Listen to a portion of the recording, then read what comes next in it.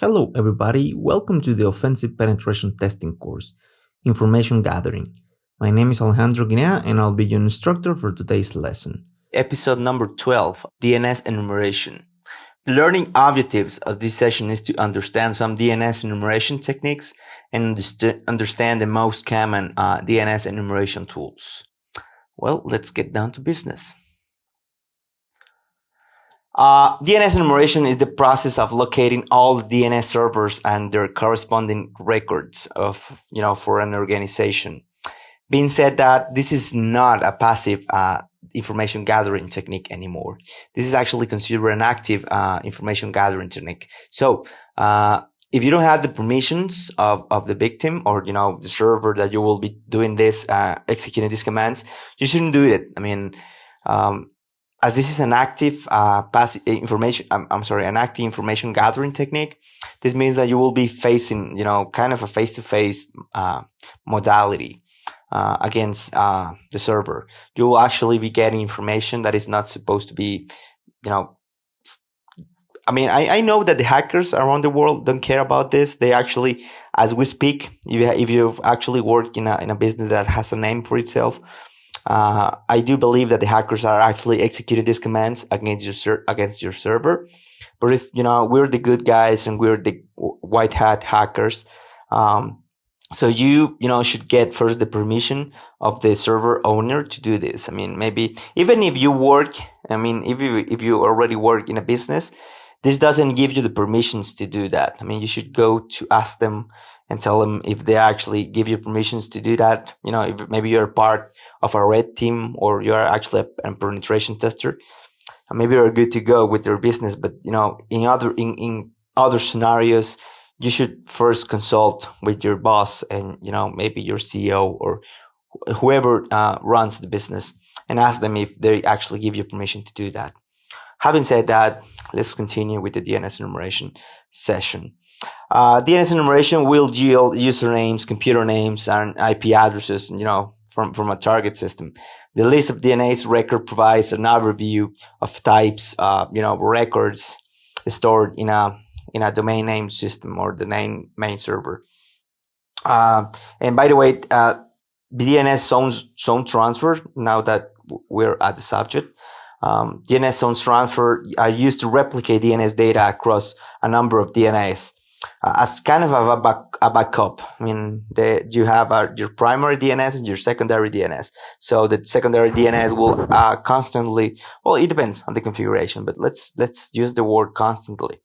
Will constantly be asking for the information, new information, old information, or deprecated information from the primary DNS. This is called zone transfer. Now, some DNS servers by default don't have this configured to be secure. I mean, they don't ask for credentials. They don't check actually if the server requesting the DNS zone transfer is actually someone that it was supposed to be asking for that information, or it's just one, or if it is a malicious guy or malicious hacker trying to actually get that information. So if you're actually going to use zone transfer, I would highly recommend you to apply security, encryption, if possible, two-factor authentication. Put your security countermeasures in your DNS server. This will also avoid other attacks like DNS poisoning, for example. So yeah, putting security on your DNS server is always a good idea. But let me just show you some commands you can use. For example, the host command, the host tool. The host command is a DNS lookup utility. You can find the IP address of a domain name. It also performs reverse lookups, finding the domain name associated to an IP address. But let's start with this really simple command. Just type host and put the name of the server, and will yield some information, some good information. But what happens if you want to actually find the name servers for that domain? For example, you just have to type -t ns and it will get the information you want. This is just in case, because there's options to get all the information, but maybe you are looking for specific information. Remember, this is quite noisy, and some DNS will yield, will complain about this traffic being generated. So maybe you want to stay under the grid and want to make noise. You can use different options. For example, what happens if you want to find out the canonical names? Canonical names or CNAME, the record is a type of record which maps one domain name or an alias to another. For example, if you have something called my example or my domain .com, maybe that's an alias for something that is just say domain.com, something like that. I don't know, but you get the idea. So for that, you just have to change from NS to CNAME. And, at this case, doesn't have any canonical name record, but, that's the command you can use to do that. For example, you can actually also get TXT records, which is just text records, as the name suggests. This is just to see if there's kind of a human readable data attached or associated to the domain record you're actually querying. So, for example, if I type this, it will tell me that that information is related to the domain. So that's that. For example, if you don't care about being noisy or not, you can just type -A. It will query all of them, all of the records or any record associated to this domain. And you can see that's a lot of information. Okay, what happens if you actually want to get the time to leave information, or TTL? You just have to type -V -T A, and you will get some of that information. Some information will yield exceptions, and some of them not. So don't worry about it. You will see other commands in this session. So you can even tell it to go to an IPv4 or IPv6 protocol just by typing that number. Another tool, I guess that's the one I like the most. Not because it's that simple to use, because as you can remember, all you have to do is -T and the name of the record. That's all. But another tool that I like the most is NS lookup. I don't know why, but I have been using that for a long time, and I just like that tool. But as you will see, it will show you, or it will get you the same information. So there's no wrong way with this. So the syntax of this NS lookup, and for example, -type equals NS and just the name of the server. Same information though. Nothing has changed here. For example, another record is the start of authority, or SOA. The SOA record defines the beginning of the authority DNS zone and specifies the global parameters for the zone. So that can yield some very, very useful information. So type start of authority, and more of the information. Can tell you how often refresh the information, how often it retries, how often it expires, what's the minimum. It can show you some useful information. But what happens, for example, other type of record is the mail exchange. Mail exchanger. By the way, you can also use dash query, not necessarily just -type.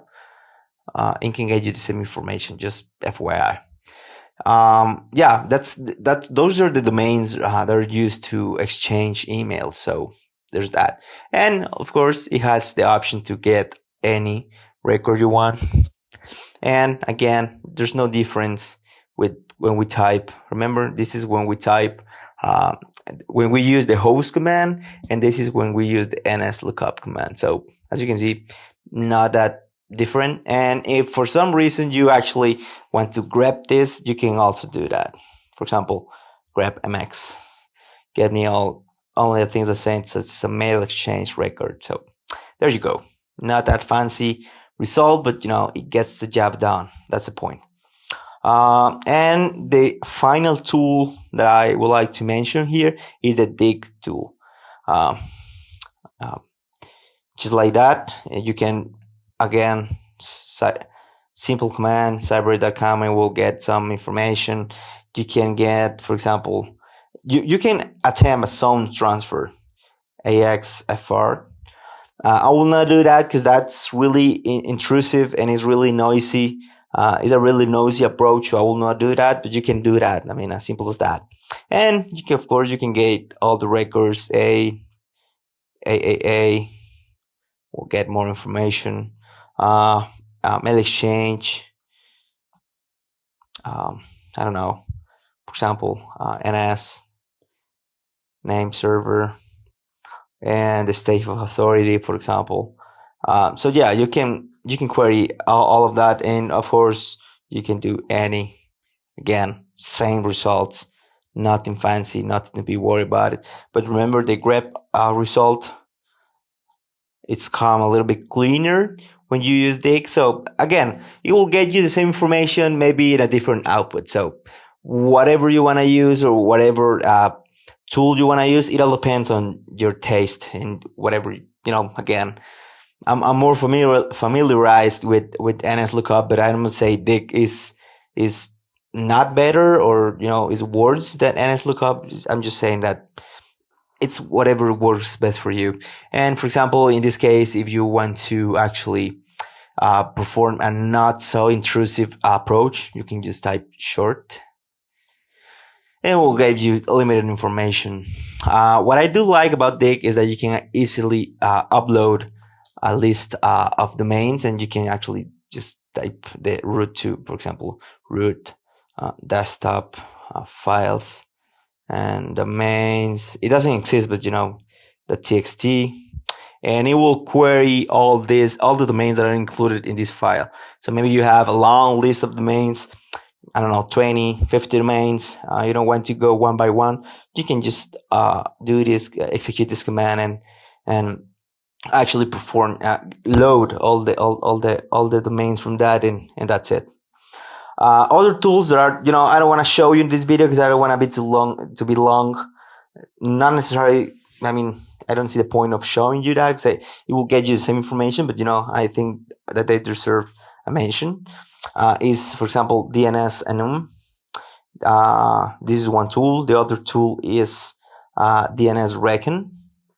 And as you probably know, I'm not so much of a graphic user interface guy because I have, again, as you go further in your penetration testing career, you will see that most of the time you will end up using the terminal. So I try to not get familiarized with the graphic user interface because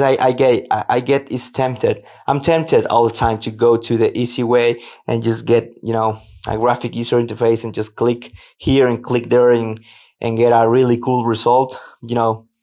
That's up to you. I mean, I'm not saying that it is bad. I'm just saying that most of the time you will end up using the terminal. So if you're not familiarized with the terminal commands, you might end up in problems. But yeah, then again, Maltego is the application, the graphic user interface that it can actually perform other stuff, but it can actually perform also DNS enumeration. There's a paid version. I mean, yeah, there's a paid version, there's a free version, but I haven't activated any of them. But it will show you a really cool map of all the information that you just gather from your DNS enumeration. It will put it will put it in a really cool graphic user interface.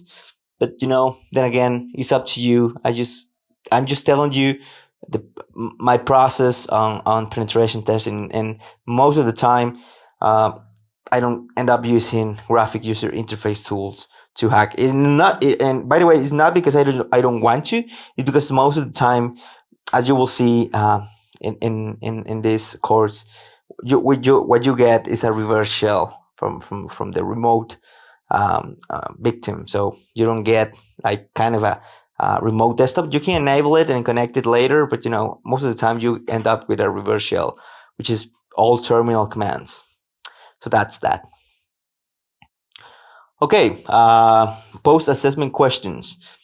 Is this information gathering technique considered passive or active? Well, as I told you at the beginning, it's considered to be active because you're actually interacting with the victim's system.